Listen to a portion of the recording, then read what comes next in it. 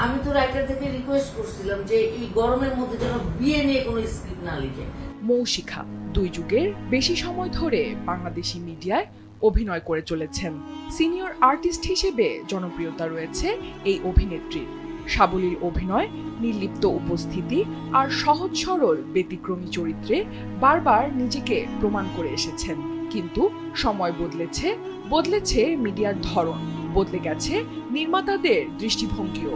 আর এই পরিবর্তনের স্রোতে আজ হারিয়ে যেতে বসেছেন মৌশিখার মতো একনিষ্ঠ শিল্পীরা। আমার তো এই জীবনে ঠিক নাই, গ্যারান্টি নেই, আবার আমি আজীবন সদস্য কেমনে। সম্প্রতি সামাজিক যোগাযোগ মাধ্যমে দেয়া এক আবেগঘন স্ট্যাটাসে মৌশিখা নিজের যন্ত্রণা, অভিমান ও শিল্পী জীবনের কঠিন বাস্তবতা তুলে ধরেছেন। জানিয়েছেন হাতে কাজ নেই তার। আর সেই স্ট্যাটাস ঘিরে সৃষ্টি হয়েছে আলোচনার। তবে মন ফিরে চাইতাম। সেখানে তিনি লেখেন, এতদিন ধরে নিজেকে অভিনেত্রী ভাবতাম, কিন্তু গত 2.5 মাস ধরে নিজেকে অভিনেত্রী ভাবতে লজ্জা লাগে। এ বিষয়ে জানতে মৌশিখার সঙ্গে ফোনে যোগাযোগ করা হলে তিনি বলেন, আগে মাসে 20 থেকে 25 দিন কাজ করতাম, এখন 4-5 দিনও পাই না। সবাই বলে কাজ কমেছে, কিন্তু নতুনরা প্রতিদিনই কাজ করছে, এমনকি বাবা মার চরিত্রেও। ফেসবুকে পোস্ট দিচ্ছে নিয়মিত। তাহলে কাজ আসলে কমেছে নাকি আমাদের জন্যই কমে গেছে? অনেকে বলে দেশের অস্থিরতা, অনেকে বলে যে ইংরেজ যারা করতো তারা এখন দেশে নাই, আবার অনেকে বলছে কিন্তু নাটক তো হচ্ছে, নাটক তো আর বসে নাই, কাজ তো হচ্ছে, তাই না?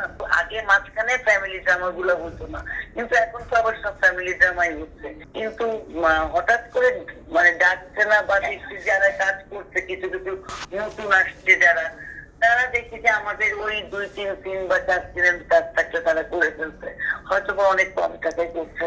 কিন্তু এটা তো ঠিক না, আমরা যারা সিনিয়র তাহলে আমাদের তো একটা ক্যাটাগরিতে ফেলা উচিত, তাই না? ওপার বাংলার প্রসঙ্গ তুললে তিনি জানান, ওপার বাংলায় বয়স্কদেরই বাবা মায়ের চরিত্রে নেওয়া হয়, কিন্তু আমাদের এখানে ইয়াং জেনারেশনের চুল পাকিয়ে তাদের দিয়েই বয়স্ক চরিত্র করিয়ে নেওয়া হয়।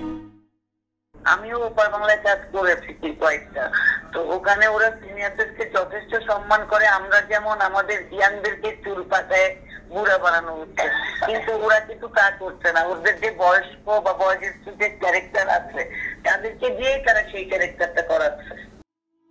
নিজেকে অভিনেত্রী বলতে লজ্জা কেন লাগে এই প্রসঙ্গে মৌ বলেন, যাদের জন্য এত বছর পরিশ্রম করলাম তারাই আজ আর খোঁজ রাখে না।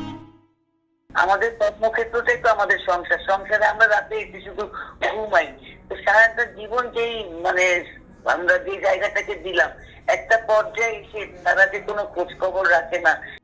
শিল্পীদের জন্য একটি স্থায়ী পেনশন ব্যবস্থা থাকা উচিত বলেও মনে করেন এই অভিনেত্রী। এটাও তো একটা, আমার তো মনে হয় আমাদেরকে একটা পেনশনও দেওয়া উচিত, কারণ একটা সময় আমরা কাজ করতে পারবো, সবারই একটা বয়স আসবে, নির্দিষ্ট বয়স, সেই বয়সের পর তারা সেই কাজটা করতে পারবে না। তো এখান থেকে কি আমরা এই যে সরকারের জন্য এই জনগণকে বিনোদন দিচ্ছি, তো এর পরিপ্রেক্ষিতে কি আমরা হাই হুতাশ নিয়ে মারা যাবো? একজন শিল্পীর সবচেয়ে বড় পরিচয় তার কাজ। যখন কাজ থাকে না তখন শুধু জীবিকা নয়, অস্তিত্ব প্রশ্নবিদ্ধ হয়ে পড়ে।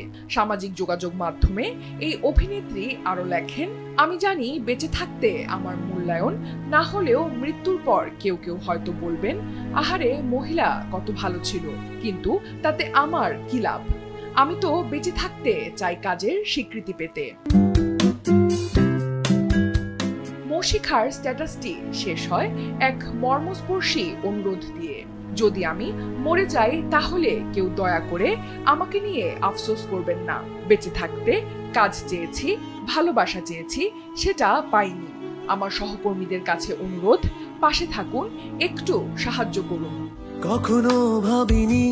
অনন্যা দাস, দেশ টিভি। তুঝে